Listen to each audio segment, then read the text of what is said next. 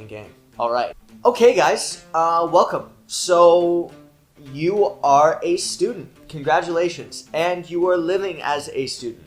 Now, I think in this video, what we're going to chat about is the fact that your success as a student is more than just grades. It's really a holistic experience. There are a lot of factors that go into having a complete and healthy experience at university.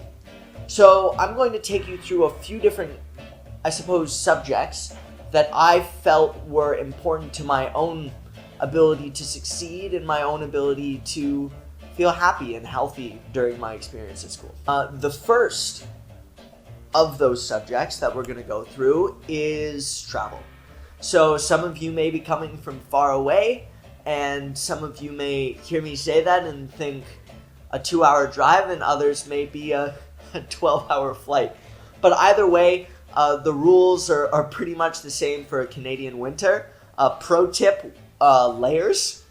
It can be negative 22 outside without any wind, and you are solid with just a normal jacket.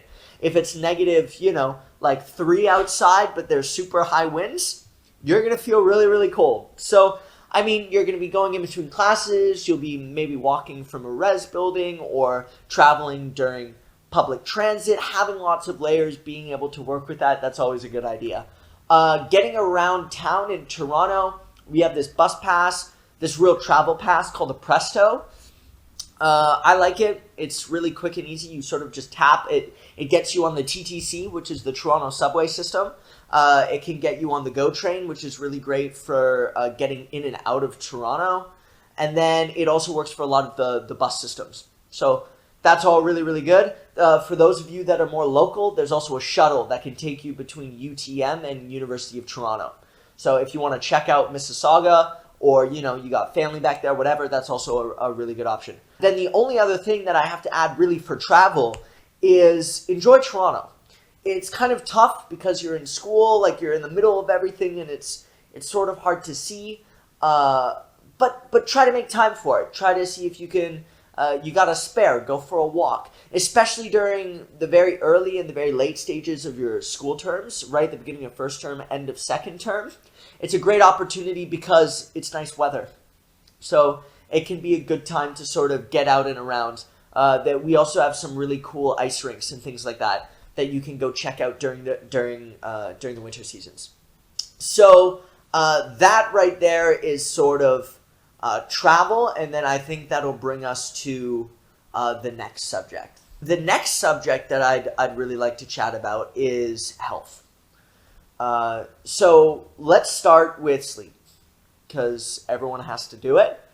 Is it possible to get sleep in university? Yes, it is possible, despite popular opinion. I actually know people that have been able to get 8 hours of sleep every night, for most nights. So what would I recommend as to how to do that? Well, when it comes to sleep, it's a lot of just getting into a bit of a habit and a bit of a rhythm. It really is, when it comes to sleep, it's really a choice thing. It's about setting yourself up to get on a bit of a schedule. People say try not to use your phones and devices as close to bed as possible. Sometimes it's really tough. So what I would do is I would always turn up the night light on my phone and on my laptop. So if I was working on something late, at least that would help a little bit. And trying my best not to sleep in too much on the weekends, so it didn't completely throw me off my schedule. So that sleep, it's important. You got to do it, right? So try your best to keep that consistent. Then what's next? Well, food. Food is fuel. So what are you putting in the tank, right? That's sort of how I look at it. It can be tough, especially sometimes if, let's say, you're in res, and I had an all-you-can-eat meal plan. So did a chew, and it was very easy to eat lots all the time. So it's a good idea to think about what you're eating. Do your best to get veggies in. Try to eat things like, let's say, a late-night snack. Go for cereal instead of pizza or something like that, right? But keeping an eye out on that. We're performing at the top level, right? We're the Formula One race cars. Are they putting diesel in the Ferrari? Not so much. Why? Because they know it's not going to be able to perform. So we're the Ferraris. Let's not put diesel in it. And then the last thing is exercise. So physical activity. It's really important. You're sitting in, like 30 hours of class a day. And so being able to have that exercise, that physical component of release is really important. Some days I would come back from school and I'm like, I don't know what I'm going to do, but it's not schoolwork. And that's when I would go down to the gym and I would use that as a bit of a release for me. My whole mindset with the gym that I did my best to practice was you can suck, but you don't skip. Okay? So you go, you're terrible, it felt bad, you did half the reps that you normally do, but you went.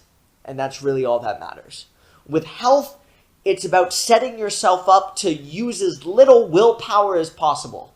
It's about when you're buying snacks, you buy healthy snacks. So when you're hungry, it's the only thing you have to grab.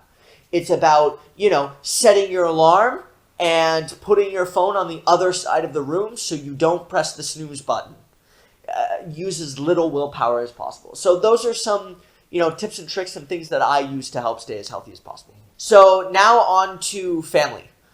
So when it comes to family can be a really great tool to help support you through university. For me, I would call them on my walks to and from school.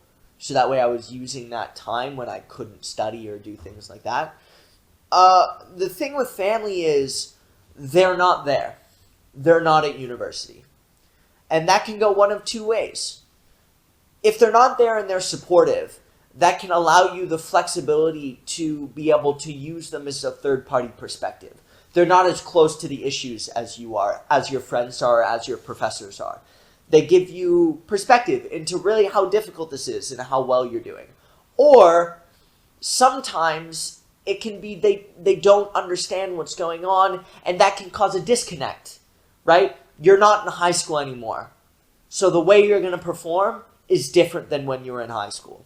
The expectations from high school aren't the expectations in university. Social life is another huge important part of school, right? Getting to know people, building those relationships. It's from a pure academic standpoint, the odds are that the more people you know, the more people that can help you with different things, right? So in that side of things, it's really important. It also helps you just with your everyday to-day life. In addition to all of that I just said, sometimes you literally have exams where you're working with other people. Achu and I did 2 different calculus exams when we were working together. So having that relationship with someone, building that connection, people that you groove with academically and socially is just as important. All of these things are a part of the success. They are a part of your ability to learn. They are a part of the experience that is your university education. There's more to it than just academics. I want you to realize that, and I want you to celebrate that and keep that in mind when you look at how you're succeeding, because all of this comes into play. Thank you for listening, guys.